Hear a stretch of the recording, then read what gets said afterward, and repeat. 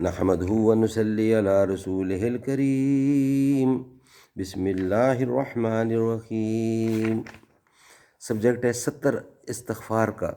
ترجمہ۔ نمبر 7۔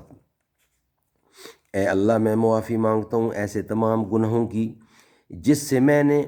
آپ کے سامنے اپنی توبہ پیش کی، اور میں نے آپ کے سامنے آپ کی قسم اٹھائی اور اپنے اوپر آپ کے بندوں میں سے آپ کے اولیاء کو گواہ بنایا کہ میں پھر نہیں لوٹوں گا آپ کی نافرمانی کی طرف۔ پھر شیطان نے اپنے مکر سے اس میں مجھے پھنسانے کی کوشش کی، اور میں نے اپنے کرتوتوں سے آپ کی مدد کو دور کر دیا، اور آپ کی عدم نصرت نے مجھے اس گناہ کی طرف مائل کر دیا، اور میرے نفس نے مجھے نافرمانی کی طرف دعوت دی، تو میں نے آپ کے بندوں سے شرماتے ہوئے وہ گناہ چھپ کر لیا، چھپ کر کیا، آپ پر جرحات کرتے ہوئے اپنی طرف سے، یعنی آپ کے سامنے دیدہ دلیری کرتے ہوئے، حالانکہ میں خوب جانتا ہوں کہ آپ سے مجھے کوئی چھپا نہیں سکتا، نہ کوئی مکان، نہ اندھیرا، نہ کوئی ہیلہ و تدبیر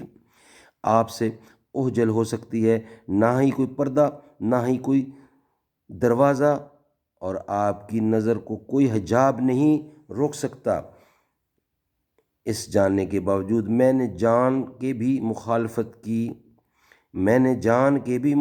کی اس گناہ کے کرنے میں جس سے آپ نے مجھے منع کیا تھا۔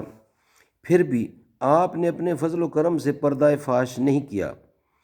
بلکہ آپ نے مجھ سے اپنے اولیاء محبوب بندوں کے ساتھ اس طرح برابر رکھا، گویا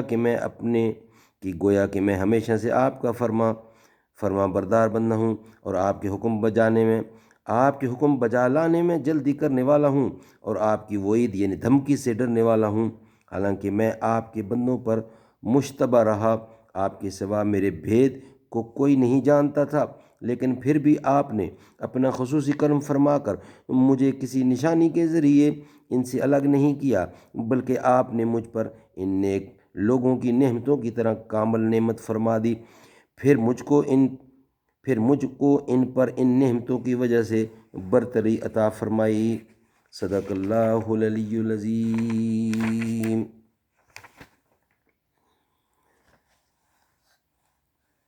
جو کھاتے ہیں جہاں والے، سخاوت ہے محمد کی، غریبوں پر کرم کرنا یہ عادت ہے محمد کی۔ صدق اللہ العلی العظیم۔